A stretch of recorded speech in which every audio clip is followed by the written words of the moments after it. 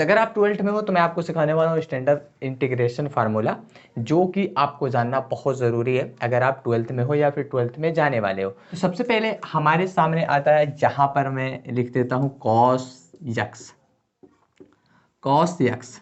dx। cos x dx का अगर हम इंटीग्रेशन करते हैं तो हमको मिलता है sin x। क्या मिलता है? sin x प्लस सी। इसी तरह से अगर हम sin x का दें, यहाँ पर हमें sin x का अगर हम इंटीग्रेशन करते हैं तो हमको मिलता है माइनस cos x प्लस सी। इसी तरह से अगर हम यहाँ पर sec स्क्वायर x dx का अगर हम इंटीग्रेशन करते हैं तो हमें मिलता है tan x प्लस सी। इस तरह से अगर हम यहाँ पर इंटीग्रेशन करते हैं cosec स्क्वायर x dx, यहाँ dx है, तो हमें मिलता है माइनस cot x प्लस सी। आगे बढ़ते हैं, यहाँ पर अगर हम इंटीग्रेशन करते हैं sec x into tan x तो हमें मिलता है sec x प्लस सी।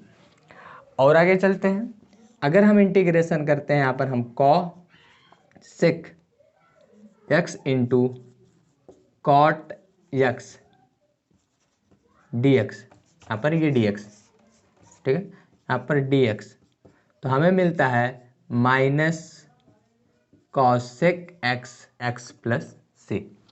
अब यहाँ पर बता दूं आपको integration of tan x dx, इसका इंटीग्रेशन होगा log मॉडुलस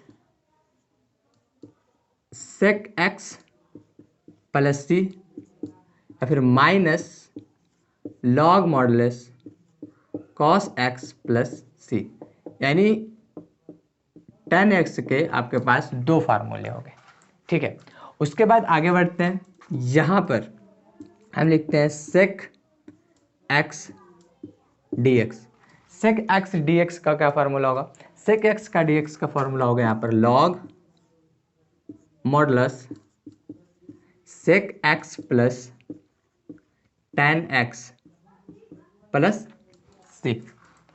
उसके बाद आगे बढ़ते हैं, जहां पर हो जाएगा cosec x dx, इसका क्या फार्मूला होगा? जिसका होगा यहाँ पर log modulus cosec x plus cot x plus सी।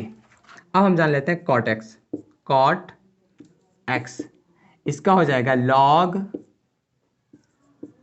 Modulus sin x plus C. तो ये फार्मूले आप अपनी कॉपी में नोट कर लो और इसे यूज़ करो, ठीक है। अब जब कोई क्वेश्चन लगाते हो, कोई न्यूमेरिकल लगाते हो तो इसको यूज़ करते रहो, ये अपने आप याद हो जाएगा, इसको याद करने की कोई ज़रूरत नहीं है, ठीक है। इसके ऊपर मैं अलग अलग न्यूमेरिकल कराता रहता हूँ, आप चाहो तो चैनल को सब्सक्राइब कर सकते हो। आपको अलग अलग न्यूमेरिकल मैं कराता हूँ, उसमें यह बताता हूँ कि किस न्यूमेरिकल में कौन सा फार्मूला यूज़ होगा और कितने फार्मूले एक न्यूमेरिकल में यूज़ होंगे। लाइक अगर मेरे पास कोई क्वेश्चन है और मुझे उस क्वेश्चन को करना है तो सबसे पहले मैं आपको ये बताऊंगा कि इस फार्मूले में, इस क्वेश्चन में आपको कौन कौन से फार्मूले यूज़ होंगे, ठीक है। तो सबसे पहले मैं उस फार्मूले को लिखवाता हूँ, फिर मैं उस क्वेश्चन को कराता हूँ, ताकि आपको फार्मूले अच्छे से याद हो जाए। क्योंकि जब तक आपको फार्मूले नहीं याद होंगे अच्छे से, तब तक आप इसको अच्छे से नहीं कर पाओगे कोई भी न्यूमेरिकल। तो ये फार्मूले अगर आपने नहीं लिखा है तो इसे आप ज़रूर लिख लो।